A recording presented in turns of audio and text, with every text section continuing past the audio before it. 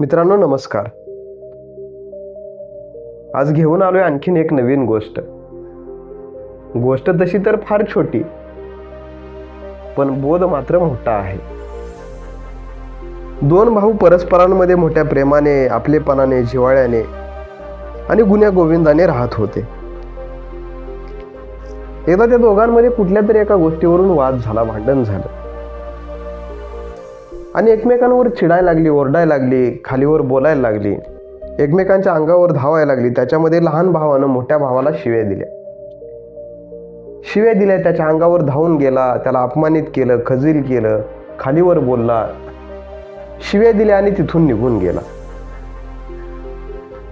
तेव्हापासून दोघेही वेगवेगळे राहू लागले.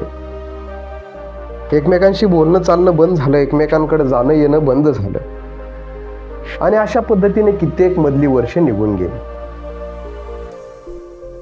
या मधल्या काळामध्ये दोघांनीही छान पद्धतीनं प्रगती केली होती. दोघांनी घरं बांधली होती, दोघांनी गाड्या घेतल्या होत्या, दोघांनी शेती डेव्हलप केली होती, दोघांची लेकरं बाळं शिकली होती आणि मोठी झाली होती. आणि आता यामध्ये लहान भावाच्या मुलीचं लग्न जमलं होतं.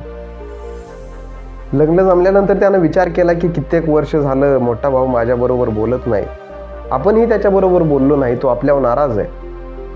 आता या निमित्ताने तरी आपण एकत्र यायला हवं, आपण स्वतःहून जाऊ, त्याची माफी मागू, क्षमा मागू, त्याच्यासमोर हात जोडू आणि त्याची समजूत घालण्याचा प्रयत्न करू की दादा या निमित्तानं तरी आपण आता जुना वाद सोडला पाहिजे आणि आपण एकत्रित येऊयात आणि आपण स्वतःहून त्याची जाऊन माफी मागू. असा मनोमन विचार लहान भावानं केला आणि तो मोठ्या भावाच्या म्हणजे दादाच्या घरी जाऊन पोहोचला. जेव्हा तो दादाच्या घरी जाऊन पोहोचला तेव्हा दादा बसलेला होता. दादाच्या शेजारी बायको, 2 मुलं असा परिवार एकत्रित होता. त्यानं जाऊन हात जोडले, पाया पडला आणि हात जोडून मोठ्या केविलवाण्या नजरेनं दादाकडे बघितलं, क्षमा मागितली आणि क्षमा मागत असताना तो म्हणत होता, दादा माझ्याकडून तेव्हा फार मोठा अनर्थ घडला.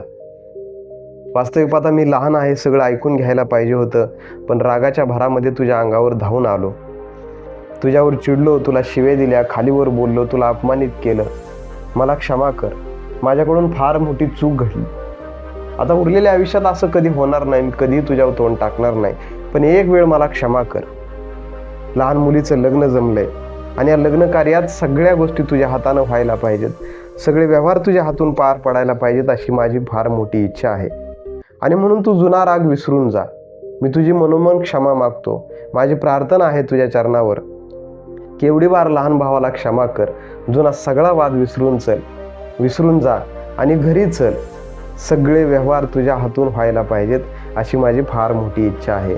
तू जर माझ्यावरती मला क्षमा केली तर तुझे माझ्यावरती फार मोठे उपकार होतील.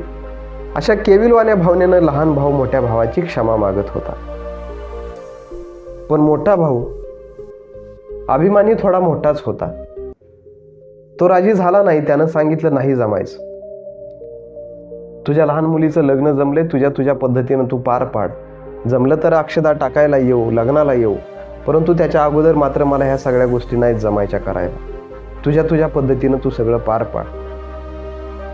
लहान भाऊ नाराज झाला, दुःखी झाला, घरी आला आणि विचारात पडला की भावाला कशा पद्धतीनं राजी करायचं. इकडे लग्नाला थोडेच दिवस राहिले होते. आता मात्र गडबड होऊ लागली की काय करावं जेणेकरून मोठ्या भावाची समज निघेल आणि तो ह्या सगळ्या गोष्टी समजून घेऊन आपल्याबरोबर या आनंदात सामील होईल. काय करावं हा फार मोठा प्रश्न लहान भावाच्या समोर पडला होता. तेवढ्यात त्याला कुणीतरी सांगितलं की तुझा मोठा भाऊ सत्संगला जातो आणि सत्संगमधल्या सगळ्या गोष्टी तो फार तन्मयतेनं ऐकत असतो. सत्संगमधल्या एखाद्या महात्म्याच्या कानावर घाल, त्यांनी सांगितलं तर तुझा मोठा भाऊ नक्की राजी होईल. लहान भाऊ एका महात्म्याकडे गेला आणि त्यांना सर्व हकीकत सांगितली. त्याने आपल्या चुकीची क्षमा देखील मागितली. मनापासून पश्चाताप व्यक्त करताना प्रार्थना केली की तुम्ही कसेही करून माझ्या भावाला आमच्याकडे येण्यासाठी राजी करा, त्याला मला क्षमा करायला सांगा आणि माझ्या या आनंदाच्या कार्यामध्ये सहभागी होण्यासाठी त्याला सल्ला द्या. असं जर झालं तर तुमचे फार उपकार होतील. महात्मागण सांगत होते, म्हणाले, सत्संगमधले महापुरुष फार समजूतदार असतात. तुमचा भाव असेल थोड्या रागामध्ये, पण तो नक्की समजून घेईल. आम्ही त्याला समजून सांगण्याचा प्रयत्न करू. दुसऱ्याच दिवशी रविवार होता, सत्संग होता. मोठा भाऊ सत्संगला आला होता तेव्हा महापुरुषांनी बोलवून घेतलं आणि सांगितलं, म्हणाले तुमच्या लहान भावाच्या मुलीचं लग्न जमले, तुम्ही कधी जाणार? तेव्हा मोठा भाऊ सांगत होता, मनाला महाराज क्षमा करा, पण मी जमलं तर त्या लग्नाला नाही जाणार. काही वर्षापूर्वी आमच्या दोघांचा वाद झाला होता, तेव्हा त्यानं त्या वादामध्ये मला खूप त्रास दिला. माझ्या अंगावर धावून आला, मला ढकलून दिलं, मला शिव्या दिल्या, अपमानित केलं, खजील केलं, निघून गेला. त्यानंतर कित्येक वर्षे उलटली पण आम्ही दोघं एकमेकांबरोबर बोललो नाही. आणि त्यानं तेव्हा दिलेला त्रास आजही माझा फार मोठा त्या गोष्टीचा त्रास होतो. त्या गोष्टी आठवल्यानंतर तो बोललेला एक एक शब्द आजही माझ्या हृदयात काट्यासारखा टोचत असतो. आणि म्हणून जमलं तर मी त्या लग्नाला नाही जाणार, क्षमा करा मला. मोठ्या दादाच्या सगळ्या भावना महापुरुषांनी ऐकून घेतल्या. आणि त्यानंतर एक महापुरुष म्हणाले, अच्छा ठीक आहे, तुम्ही मागच्या रविवारी सत्संगला आला होता का? दादा म्हणाला, हो आलो होतो. मग एक सांगा म्हणे, मागच्या रविवारी मंचावरती बसलेल्या महापुरुषाचं नाव तुम्हाला आठवतंय? दादानं खूप आठवण्याचा प्रयत्न केला, परंतु त्या मंचावरती बसलेल्या महापुरुषाचं नाव दादाला आठवलं नाही. दादा म्हणाला, क्षमा करा, परंतु मला नाव त्यांचं नाही सांगता येणार. महात्मा म्हणाले, अच्छा ठीक आहे, नाव राहू द्यात. त्यांनी सांगितलेला एखादा किस्सा, एखादं दुसरं वचन तुम्हाला आठवतंय?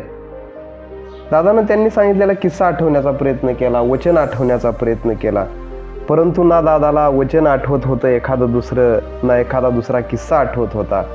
दादानं परत क्षमा मागितली. म्हणाला, महात्म्यांची क्षमा मागताना दादा म्हणे महाराज मला क्षमा करा, परंतु माझ्या पाठीमागं खूप साऱ्या गणगणी असतात, खूप सारे विचार माझ्या डोक्यात कायम राहत असतात, त्यामुळे मला त्यांचं एखादं वचन, एखादा किस्सा किंवा त्यांचं नाव असं काही आठवत नाही. तेव्हा महात्मागण सांगत होते, म्हणाले, बघा दादा, ज्या गोष्टी आयुष्यासाठी फार महत्त्वाच्या आहेत, आयुष्याला प्रेरणा देणाऱ्या आहेत, जीवन जगण्यासाठी उपयोगी आहेत, अशा गोष्टी आपल्या पाठीमागच्या आठवड्यातल्या सुद्धा आपल्या लक्षात राहत नाहीत. आणि ज्या गोष्टींचा आपल्याला त्रास होतो आठवल्यानंतर, ज्या गोष्टी आठवल्यानंतर आपल्याला दुःख होतं, ज्या गोष्टी आपल्याला आता काही उपयोगाच्या नाहीत, ज्या गोष्टी आठवल्यानंतर उलट एखाद्या विषयीची नफरत तयार होते, द्वेष तयार होतोय, अशा गोष्टी मात्र वर्षानुवर्ष आपल्या लक्षात आहेत. तर ज्या गोष्टी आपल्या महत्त्वाच्या आहेत अशा गोष्टी आपण लक्षात ठेवायला हव्यात. आणि ज्या गोष्टी महत्त्वाच्या नाहीत, ज्या गोष्टी विसरणं गरजेचं आहे, ज्या गोष्टी सोडून देणं गरजेचं आहे, अशा गोष्टी वेळच्या वेळी सोडायला हव्यात, विसरायला हव्यात. तर आपण पुढे जाऊन समाधानानं, आनंदानं जीवन जगू शकतो. महात्मागण सांगत होते की दादा, आम्हा सगळ्यांना असं वाटतं की तुम्ही आता जुने वाद, जुन्या सगळ्या गोष्टी विसरल्या पाहिजेत आणि त्या नफरतेच्या, द्वेषाच्या भावना काढून टाकून परस्परांमध्ये परत एकदा प्रेमानं राहायला हवं, असं आम्हा सगळ्या महापुरुषांना वाटतं. महापुरुषांना नेमकं काय म्हणायचं दादाच्या लक्षात आलं. दादानं महापुरुषांना नमस्कार केला आणि शब्द दिला की तुम्ही म्हणताय ते बरोबर आहे, विसरायला हवं मी आता सगळ्या जुन्या गोष्टी. जातो म्हणे आता धाकट्या भावाकडं, त्याच्या मुलीचं लग्न आम्ही दोघेजण मिळून आनंदानं पार पाडतो. आणि दादा तिथून नमस्कार करून निघून गेला. मित्रांनो, ही गोष्ट अतिशय महत्त्वाची आहे, आपल्या आयुष्याला फार मोठी प्रेरणा आणि एक नवीन वळण देणारी आहे. गोष्ट फक्त एका दादाभोवती फिरत नाही की दादानं महापुरुषांचा सल्ला ऐकला आणि मग धाकट्या भावाला क्षमा केली, एवढा एकच बोध याच्यातून निघत नाही, तर खूप वेगवेगळे बोध याच्यातून निघतायत. सगळ्यात पहिला बोध हा आपण या गोष्टीतून घ्यायला हवा की जेव्हा आयुष्यामध्ये समस्या निर्माण होतील, जेव्हा चिंतेचं, ताणतणावाचं कारण निर्माण होईल, तेव्हा धाकट्या भावाप्रमाणे आपण पहिली ही चिंतेचं कारण, दुःखाचं कारण, ताणतणावाचं कारण ही गोष्ट पहिली महापुरुषांच्या कानावर घातली पाहिजे. हा सगळ्यात मोठा बोध या गोष्टीतून आपल्याला मिळतो आहे. जेव्हा आयुष्यामध्ये समस्या निर्माण होईल, प्रश्न निर्माण होतील, तेव्हा त्याच्या उत्तरासाठी आपण हा प्रश्न पहिल्यांदा महापुरुषांच्या कानावरती, त्यांच्या चरणावरती ठेवला पाहिजे. हा सगळ्यात पहिला मोठा बोध या गोष्टीतून आपल्याला मिळतो आहे. दुसरी गोष्ट ही महत्त्वाची आहे की जर आपली चूक झाली असेल तर धाकट्या भावाप्रमाणे प्रांजळपणानं, नम्रपणानं आपण क्षमा ही मागायलाच हवी. त्यात कसला आलाय कमीपणा? जर आपल्याकडून चूक झाली तर क्षमा मागण्यामध्ये कसला कमीपणा आहे? जर आपण लहान असो, मोठे असो, जर चूक झाली असेल तर क्षमाही आपण सुरुवातीला मागायलाच हवी. आणि तिसरा बोध हाही महत्त्वाचा आहे, महापुरुषांनी सांगितल्यानंतर, त्यांनी एखादी गोष्ट लक्षात आणून दिल्यानंतर मोठ्या भावाप्रमाणे, मोठ्या मनाने आपल्याला समोरच्याला क्षमा सुद्धा करता आली पाहिजे. अशा पद्धतीनं जर आपण जीवन जगण्याचा प्रयत्न केला तर सगळ्यांचं जीवन अतिशय सुखाचं, समाधानाचं आणि आनंदाचं होईल. वादविवाद होणं अथवा न होणं हे फार महत्त्वाचं नाही. एखाद्या गोष्टीत मतभेद झाल्यानंतर वादविवाद होऊ शकतो, पण वादानंतर आपण एकमेकांशी कसे वागतो आहोत हे फार महत्त्वाचं आहे. वादानंतर जर आपण एकमेकांशी निंदा करणार आहोत, नफरत करणार असेल, द्वेष करणार असेल तर ते योग्य नाही. पण वादानंतर आपण परत एकदा नव्यानं, प्रेमानं, आपलेपणानं आणि जिव्हाळ्यानं वागणार असेल तर मग आपण समजदार आहोत असं म्हणायला काही हरकत नाही. जाता जाता एवढंच सांगावंसं वाटतं की वैरद्वेष मनातून काढू, विरोधाच्या भिंती पाडू. वैरद्वेष मनातून काढू, विरोधाच्या भिंती पाडू, प्रेमाचा सेतू बांधू आणि गुण्या गोविंदाने नांदू, गुण्या गोविंदाने नांदू.